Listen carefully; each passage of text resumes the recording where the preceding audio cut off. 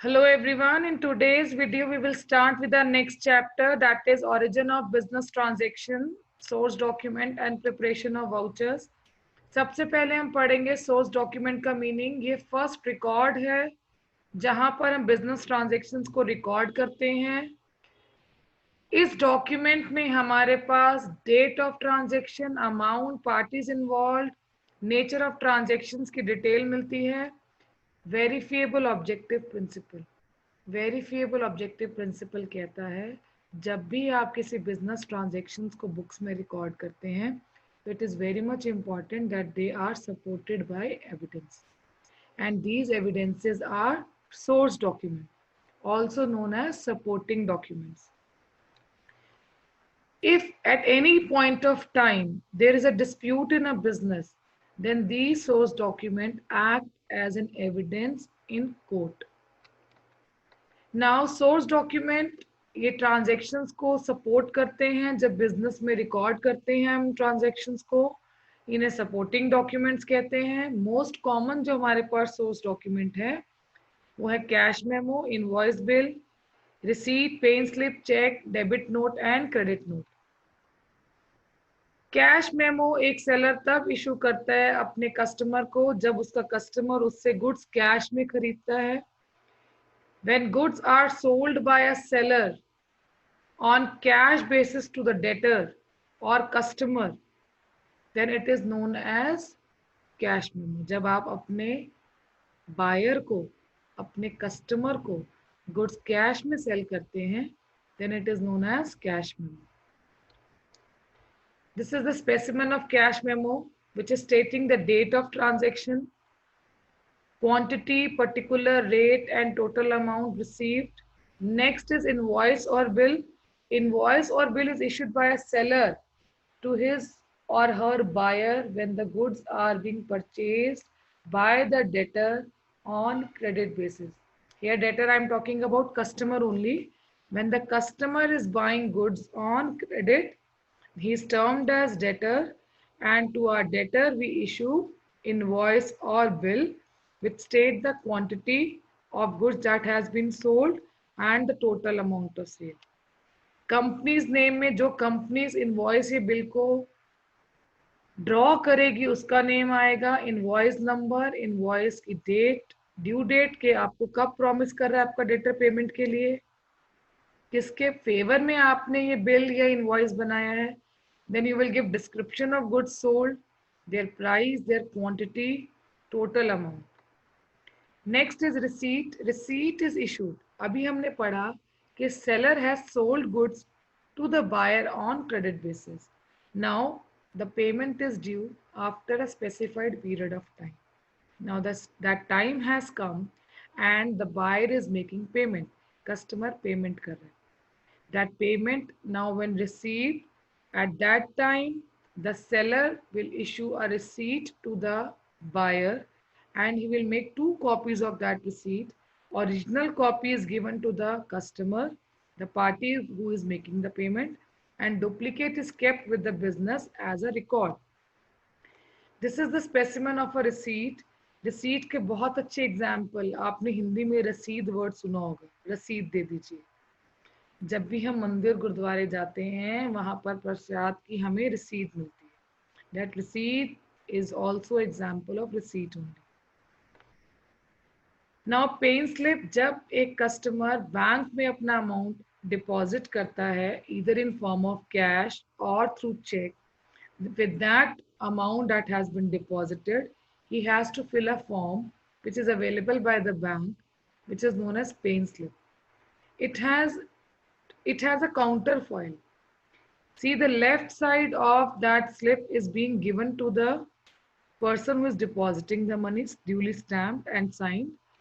And this right hand side वाला जो foil है, that is being kept by the bank for its record.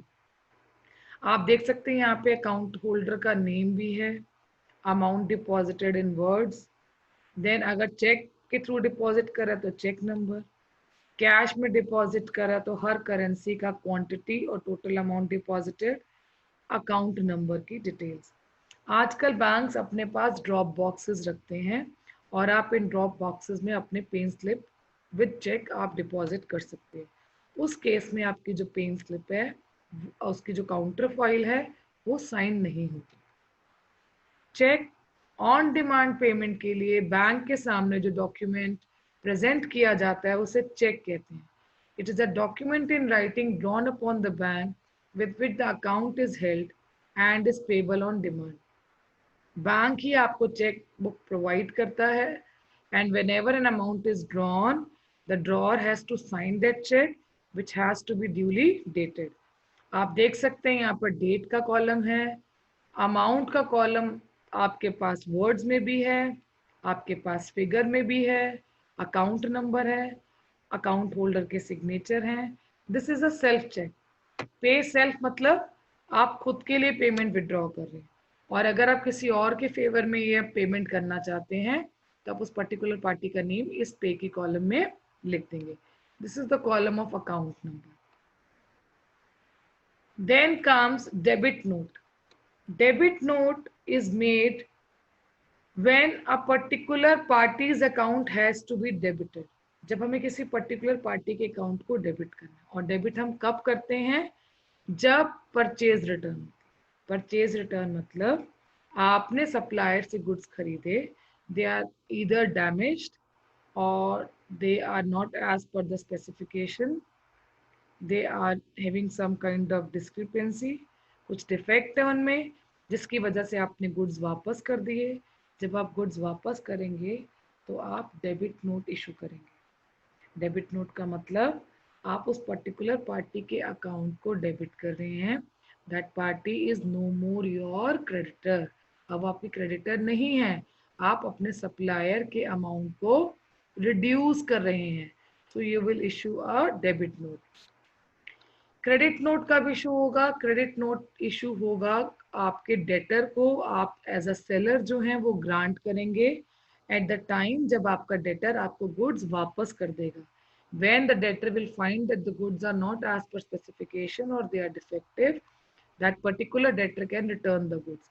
और जब वो आपको गुड्स रिटर्न करेगा तो आप अपने डेटर के अकाउंट को क्रेडिट करेंगे। He is no more your debtor with that particular amount. जितने अमाउंट के गुड्स उसने आपको वापस कर दिए हैं, तो आप उसे क्या इशू करेंगे? क्रेडिट नोट इशू करेंगे। अब वाउचर्स और सोर्स डॉक्यूमेंट में क्या डिफरेंस है? सोर्स डॉक्यूमेंट वाउचर्स को बनाने में हेल्प करते हैं, सपोर्ट करते हैं। यानी वाउचर्स की अगर हम बात करें तो vouchers are supported by source document. Source document transactions को रिकॉर्ड करने के लिए नहीं बनाए जाते, they act as an evidence of transaction. जबकि वाउचर्स एक अकाउंटेंट बनाता है for the purpose of recording transactions. ये एक ऐसा डॉक्यूमेंट है जो आपको करेक्ट रिकॉर्डिंग में फैसिलिटेट करता है एज एन अकाउंटेंट। अगर हम सोर्स डॉक्यूमेंट की बात करें तो it contain details about date, name of party, quantity, rate, ये सब डिटेल्स आपको मिलेंगी। जबकि वाउचर्स का मेन एम्फोसिस जो है it is on the account that has to be debited और account that has to be credited. तो डेबिट और क्रेडिट एस्पेक्ट जब ट्रांजैक्शन का रिकॉर्ड करना है उसके लिए हम वाउचर बनाएंगे। वाउचर एक डॉक्यूमेंट है जो एविडेंस करता है बिजनेस ट्रांजैक्शन को। इसी की दो टाइप्स हैं, सोर्स डॉक्यूमेंट और अकाउंटिंग वाउचर। सोर्स डॉक्यूमेंट्स जो हैं दे कम इनटू एग्जिस्टेंस जब ट्रांजैक्शन टेक प्लेस करती है। अकाउंटिंग वाउचर्स जो हैं वो हमारा अकाउंटेंट प्रिपेयर करता है, और ये अकाउंटिंग वाउचर्स जो हैं they are supported by source document. अब अकाउंटिंग वाउचर्स के टाइप हैं कैश वाउचर और ट्रांसफर वाउचर और non cash vouchers. Cash vouchers के दो टाइप हैं, डेबिट वाउचर्स और क्रेडिट वाउचर्स। अब कैश वाउचर्स क्या होते हैं? वो वाउचर्स जो आपके पास कैश रिसीट और कैश पेमेंट के टाइम पर प्रिपेयर होते हैं, and they also include receipt and payment through cheques. हमने बात की कि जो हमारे पास कैश वाउचर्स हैं उनके दो टाइप्स हैं, डेबिट और क्रेडिट वाउचर्स। अब डेबिट वाउचर्स कब इशू होते हैं? जब आप पेमेंट करते हैं। डीपी से याद रखना, D for debit, P for payment, DP.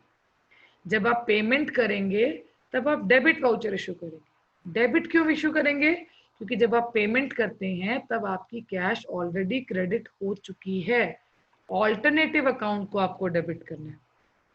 अब आप पेमेंट किस चीज के लिए कर सकते हैं? गुड्स खरीद रहे हैं, या आप विड्रॉ कर रहे हैं अमाउंट पर्सनल यूज के लिए, एसेट्स खरीद रहे हैं, एक्सपेंसेस की पेमेंट कर रहे हैं, इन्वेस्टमेंट्स बाय कर रहे हैं, या क्रेडिटर्स को पेमेंट कर रहे हैं। इन केसेस में कैश ऑलरेडी हम एज्यूम कर रहे हैं कि क्रेडिटेड है, तो जो डिफरेंट जो वे ऑल्टरनेटिव अकाउंट हैं जो आपके यहाँ पर अफेक्ट हो रहे हैं because they have to be debited, उनके लिए हम डेबिट वाउचर प्रिपेयर करेंगे। अगर हम परचेज ऑफ गुड्स की बात करें, वी नो कैश क्रेडिट हो गया, परचेजेस अकाउंट को डेबिट करना है, तो डेबिट वाउचर में आप किसको डेबिट करेंगे? परचेजेस को। सिमिलरली अगर मान लो आपने एसेट खरीदी, अगर आपने एसेट बाय की है, कैश क्रेडिट हो गया, अब आपको एसेट अकाउंट को डेबिट करना है, तो आप डेबिट वाउचर बनाएंगे, उसमें डेबिट का कॉलम होगा और वहां पर आप फिक्स एसेट लिखते हैं। सिमिलरली आप इन्वेस्टमेंट लिख सकते हैं, या अगर क्रेडिटर को पेमेंट करें तो क्रेडिटर का नाम, अगर आप पर्सनल यूज के लिए विड्रॉ करें तो ड्रॉइंग डेबिट हो जाएगा, अगर आप एक्सपेंसेस की पेमेंट कर रहे हैं तो एक्सपेंसेस डेबिट होंगे, expenses debit, drawings debit, purchases debit, fix assets debit, investment debit and creditors debit. Alternatively credit क्या हो रहा है हमारे पास? Cash. Now coming to credit vouchers. Credit voucher तब इश्यू होंगे जब आप कैश रिसीव करेंगे, क्योंकि जब आप कैश रिसीव करेंगे तो कैश अकाउंट डेबिट हो, क्रेडिट में अफेक्ट हो रहे हैं उनका क्रेडिट एस्पेक्ट रिकॉर्ड करना है, एज्यूमिंग कैश डेबिट हो गई है। आपको कैश का इम्पैक्ट रिकॉर्ड नहीं करना, आपको वाउचर देखते ही पता चल जाएगा कि ये क्रेडिट वाउचर है, अच्छा यानी पैसा मिला है, और अगर वहां क्रेडिट सेल्स है यानी गुड्स बेचे थे, अगर वहां फिक्स एसेट है यानी हमने एसेट की सेल की थी। ट्रांसफर वाउचर वो वाउचर्स हैं जिनमें कैश इन्वॉल्व नहीं होता। इनके एग्जाम्पल हैं credit sale, credit purchase, sales return, purchase return. Debit voucher देखो, अभी मैंने आपको बताया डेबिट वाउचर पेमेंट के लिए अगर हम इशू कर रहे हैं तो हम ये एज्यूम कर रहे हैं कैश क्रेडिट को रिकॉर्ड एस्पेक्ट नहीं करना, हमने डेबिट वाउचर में या तो अपने एक्सपेंसेस को डेबिट करना है, अगर एसेट खरीद रहे हैं तो एसेट को डेबिट करना है, जो भी अकाउंट पेमेंट के लिए हम ऑल्टरनेटिव अकाउंट जो भी हमारा डेबिट हो रहा है उसका डेबिट एस्पेक्ट रिकॉर्ड करेंगे, जिस भी पार्टी को हम पेमेंट कर रहे हैं उसकी रिसीविंग लेंगे कि उन्होंने अमाउंट रिसीव की है, and we will also affix a stamp. Stamp is, has to be affixed when you are issuing a debit voucher. Now credit voucher is that you have received amount, when you have received, देखो यहाँ पर साफ पता चल रहा है credit furniture हो रहा है यानी हमने फर्नीचर की सेल की है। हम यहाँ इनकम भी लिख सकते हैं, commission receive, rent receive, interest receive. अगर आपको क्रेडिट वाउचर बनाने के लिए आता है तो आप यहाँ पर जो भी पार्टी इसको इशू कर रही है उसका नाम, जिस डेट को इशू कर रही है वो डेट, वाउचर नंबर, अमाउंट, और क्रेडिट में क्या लिखेगी? वो अकाउंट जो सोर्स है उस रिसीट का। This has to be signed by manager as well as accountant. Transfer voucher जैसे कि मैंने आपको बताया, यहाँ ना कुछ डेबिट ना कुछ क्रेडिट है कैश का, ये नॉन कैश ट्रांजैक्शन है, तो यानी यहाँ पर हम किसी एक अकाउंट, जैसे कैश को हमने रिकॉर्ड नहीं किया था, उसका ऑल्टरनेटिव एस्पेक्ट रिकॉर्ड किया था डेबिट और क्रेडिट, यहाँ पर हमें दोनों एस्पेक्ट्स रिकॉर्ड करने पड़ेंगे ट्रांसफर वाउचर में, डेबिट भी और क्रेडिट भी। डेबिट वाउचर में क्या था? हमें पता था कैश क्रेडिट। क्रेडिट वाउचर में क्या था? कैश डेबिट है। अब यहाँ तो कोई भी ऐसा अकाउंट नहीं जो इम्प्लाइड हो, तो यानी यहाँ पर दोनों अकाउंट्स का इम्पैक्ट रिकॉर्ड होगा। जैसे मैंने क्रेडिट सेल किया, अगर सेल किया तो मेरा डेटर डेबिट हो जाएगा और जो मेरी सेल्स का अकाउंट है वो क्रेडिट हो जाएगा। अमाउंट लिखेंगे, जो पार्टी इसको बना रही है, जो बिजनेस बना रहा है उस बिजनेस का name, voucher number, date, signature of manager and signature of account. या मैनेजर की स्पेलिंग गलत है, this is specimen, signature of manager और अकाउंटेंट मेंशन होगा. Yes, thank you for watching this video. I hope the meaning of source document as well as voucher is clear to all of you, and you know how they have to be prepared, as accounting vouchers are prepared by accountant. So you can draft preparation of debit vouchers, credit vouchers और transfer vouchers वो आप बना सकते हैं. जिसका भी business है सबसे पहले उसका नाम आ जाएगा. जो भी ट्रांजैक्शन अंडरटेक कर रहे हैं, अगर कैश है तो डेबिट या क्रेडिट वाउचर इशू होगा, अगर नॉन कैश ट्रांजैक्शन है तो ट्रांसफर वाउचर होगा. Thank you for watching this video.